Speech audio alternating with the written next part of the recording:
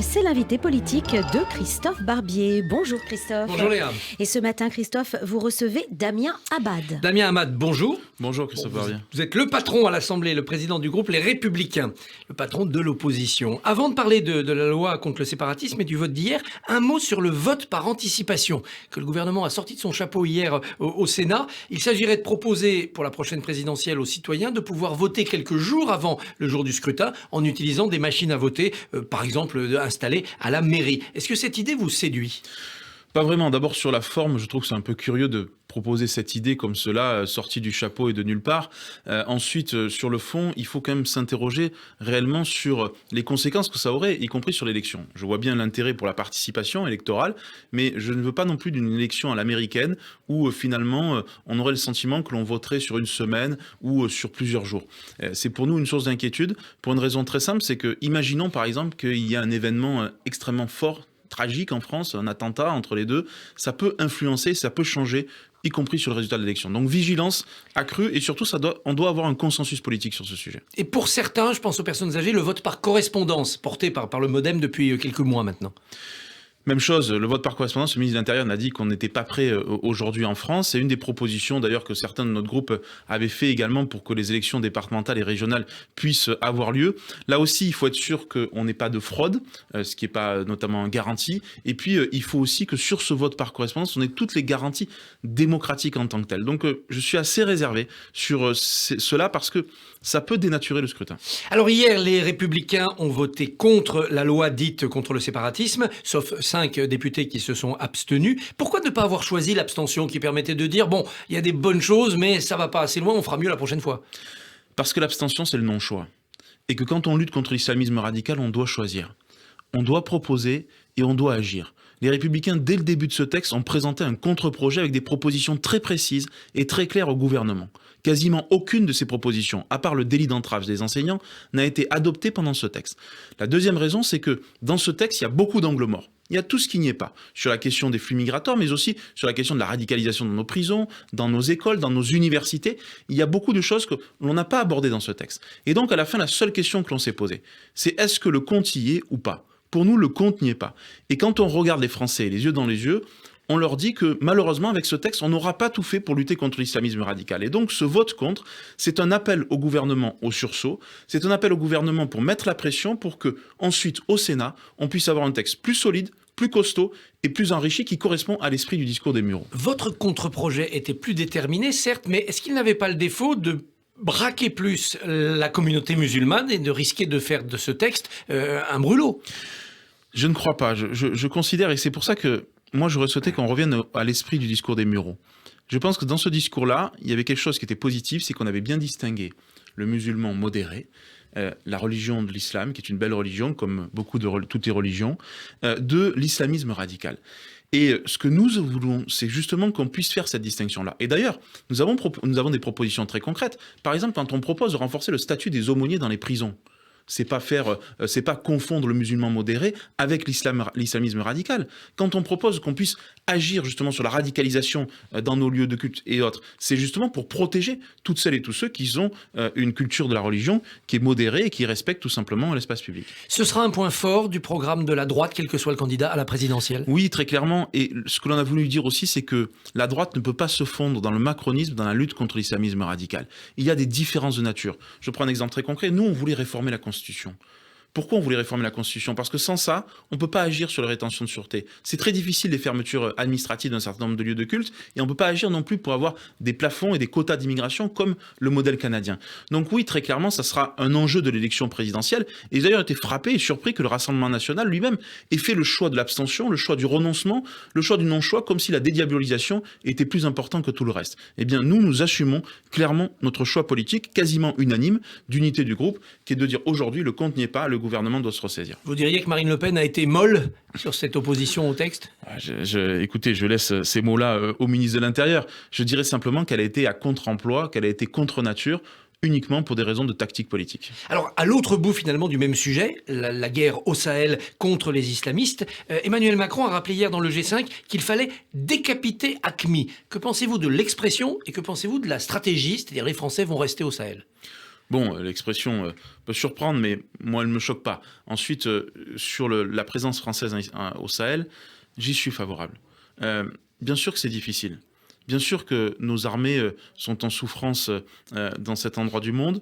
Bien sûr que parfois on se sent isolé, qu'on aimerait que les partenaires européens, que l'Allemagne, l'Italie, l'Espagne nous accompagnent davantage. Mais je le dis aussi, ce n'est pas en sortant, en abandonnant cette opération Barkhane que la France va pouvoir à la fois asseoir sa crédibilité et surtout lutter aussi contre l'islamisme au-delà de nos frontières.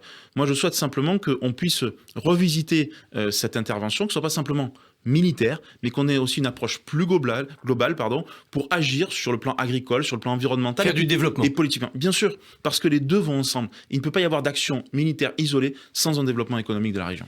La lutte contre l'épidémie continue. La dernière thèse à la mode, si j'ose dire, c'est le zéro Covid. C'est-à-dire on infligerait un confinement très dur aux Français pour éradiquer le virus, un peu comme on l'a fait en Nouvelle-Zélande. Est-ce que vous êtes favorable à cette purge ? Je pense qu'aujourd'hui, c'est trop tard. Je pense que le choix qui a été fait n'est pas celui-ci. Ce qui est sûr, en tout cas, c'est que je ne crois pas au confinement mi-figue, mi-raisin. Et les Français n'y croient pas non plus. Et ils préfèrent, paradoxalement, peut-être un confinement plus dur avec des résultats concrets, plutôt que de pas de confinement du tout, qu'un confinement mi-figue, mi-raisin. Mais aujourd'hui, moi, je suis plutôt favorable au fait qu'on évite au maximum le confinement. Par contre, dans la stratégie zéro Covid, il n'y a pas que le confinement. Il y a aussi le tester, tracer, isoler qui est très important. Et ça, c'est fondamental. Et là-dessus, on doit encore améliorer les choses parce que il y a notamment sur l'isolement, c'est quasiment un angle mort de la politique de lutte contre cette pandémie. Et puis, on doit aussi, je suis assez favorable à ce qu'on différencie avec des zones, peut-être des stades vert, orange et rouge, pour une raison très simple, c'est que il faut qu'on puisse avoir une cohérence dans les décisions qui sont prises, notamment dans les futures décisions de réouverture. On va mettre plus de doses de vaccins dans la Moselle, qui est fortement touchée en ce moment, mais pas plus pour les Alpes-Maritimes, qui hurlent. Est-ce qu'il y a de l'injustice ? On a constaté un certain nombre de disparités territoriales. On a constaté qu'il y avait malheureusement une fracture territoriale, y compris dans l'accès aux doses de vaccins. Et ça, c'est inacceptable.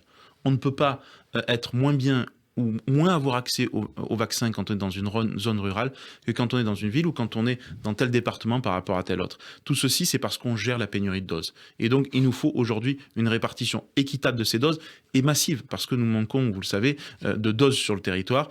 Et je pense qu'on ne peut pas accepter cette injustice territoriale. Israël adopte le passeport vert, on pourra aller participer à des événements culturels en montrant qu'on a été vacciné. Le passeport vaccinal se développe en Europe, la Grèce, le Danemark, de nombreux pays sont séduits. Est-ce que vous êtes favorable à un passeport vaccinal en France pour rouvrir les restaurants et permettre le tourisme ? Le passeport vaccinal sans les doses, c'est comme si on vous dit vous pouvez aller au théâtre sans billet d'entrée. La vérité, c'est quoi ? C'est que tant qu'on n'aura pas suffisamment de doses de vaccins, on ne pourra pas mettre en place ce passeport vaccinal parce qu'en fait, les Français auront fait un choix par contrainte, c'est-à-dire qu'ils n'auront pas accès à ces doses, et donc c'est pas de leur faute et de leur responsabilité. J'entendais tout à l'heure, vous avez évoqué sur Israël, mais la vaccination est beaucoup plus importante. Donc moi je dis, le passeport vaccinal ne peut arriver qu'une fois que tous les Français auront accès aux doses et que ça soit ensuite un choix. Et puis je précise aussi une deuxième chose, c'est que je suis pas favorable au passeport vaccinal pour se déplacer ou pour aller au restaurant ou autre, parce que ça sera un moyen de rendre la vaccination obligatoire en fait, sans le dire. Par contre, il doit y avoir, la question méritera d'être posée sur la question du passeport vaccinal pour voyager, parce que on le voit bien aujourd'hui aussi en Europe que ce sujet-là est très important. Mais si on est à 8 millions de vaccinés fin mars, peut-être 20 millions 2 mois plus tard, là vous pourriez accepter ça. À 20 millions de personnes, ça change la donne. Mais aujourd'hui, on est loin du compte. Il faut voir si l'engagement du président de la République est tenu. Est-ce que à l'entrée de l'été, on sera dans cela ? Moi, vous savez, je crois aux libertés. Et la liberté d'aller et venir, aujourd'hui, elle est bloquée. Et beaucoup de Françaises et de Français voudraient retrouver une vie, entre guillemets, normale. Donc, mais mettons pas la charrue avant les bœufs. Le passeport vaccinal, c'est un leurre tant que nous n'aurons pas permis aux Français d'être vaccinés. Vous avez accueilli hier devant le groupe LR à l'Assemblée nationale Michel Barnier, qui veut réconcilier les patriotes et les Européens dans votre famille politique. Est-ce que vous avez entendu hier un présidentiable possible pour les Républicains ? J'ai entendu un homme d'expérience, j'ai entendu quelqu'un qui avait cette capacité et qui a pesé dans le Brexit, dans les négociations européennes, qui est capable de parler d'égal à égal avec tous les chefs d'État et de gouvernement en Europe. Ça compte quand on est engagé comme cela. Et puis j'ai entendu quelqu'un aussi qui avait une vraie fibre patriote, qui nous a mis en garde sur une colère sociale et populaire qui est en train de monter, pas seulement en France, mais dans toute l'Europe. Donc après, c'est trop tôt aujourd'hui pour savoir si Michel Barnier peut être un candidat à l'élection présidentielle. Ce qui est sûr, c'est que c'est un homme de talent, de qualité, respectable, respectueux, et qui mérite notre écoute, notre attention. Et les députés, certains ne connaissaient pas, ont découvert ce sérieux, cet esprit de responsabilité et cette capacité à bien maîtriser les enjeux de ce monde. Comment voyez-vous ce que la droite appelle le départage, c'est-à-dire une méthode pour pouvoir sélectionner le bon candidat ou la bonne candidate à la présidentielle? Moi, je suis contre. J'y crois pas. Pour deux raisons. D'abord parce que ce système de départage, ça sera une primaire low cost qui sera mal perçue par les Français. Et ensuite parce que je considère aujourd'hui que ça serait une vision nombriliste de la politique. En pleine crise sanitaire, économique et sociale, on donnerait le sentiment aux Français qu'on fait notre tambouille entre nous à un moment où il faut apporter des solutions à notre pays.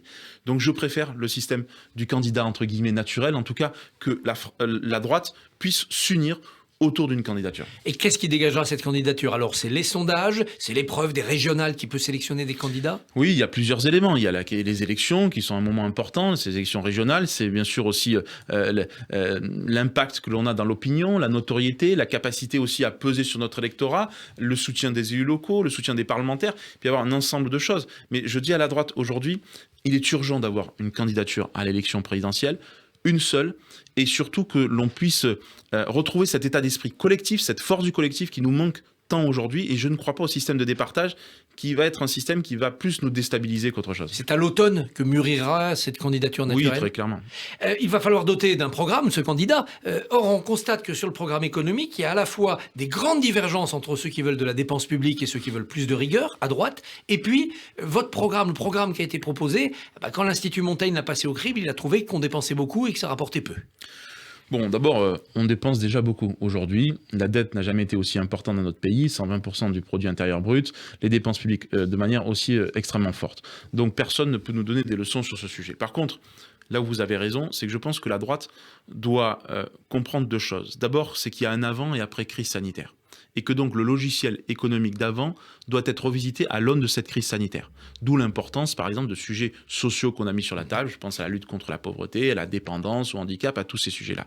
Mais je le dis aussi, la droite ne peut pas sortir de son ADN économique, celui qui est le sien, qui est celui des libertés économiques. Moi, je crois aux libertés économiques. Je crois que la compétitivité des entreprises, c'est pas un gros mot. Je crois que l'entrepreneuriat, c'est une chance en France. Je pense qu'il faut rétablir la culture du risque. Je pense que la droite, elle doit sortir de cette technocratie, de cette technostructure qui pèse sur chacune des décisions. Et donc là-dessus, je demande qu'on soit bien clair. N'abandonnons jamais ce champ des libertés économiques. C'est essentiel pour notre crédibilité et pour notre avenir. En un mot, si le gouvernement propose la proportionnelle aux législatives 2022, vous soutiendrez ou non? Contre pour une seule raison, c'est que je trouve qu'il y a déjà assez de déconnexion entre les Français et les parlementaires. Et donc ce qu'il faut, c'est rétablir ce lien de confiance en étant élu sur un territoire. Damien Abad, votre territoire c'est l'Ain. Eh bien, merci, bonne journée. Merci.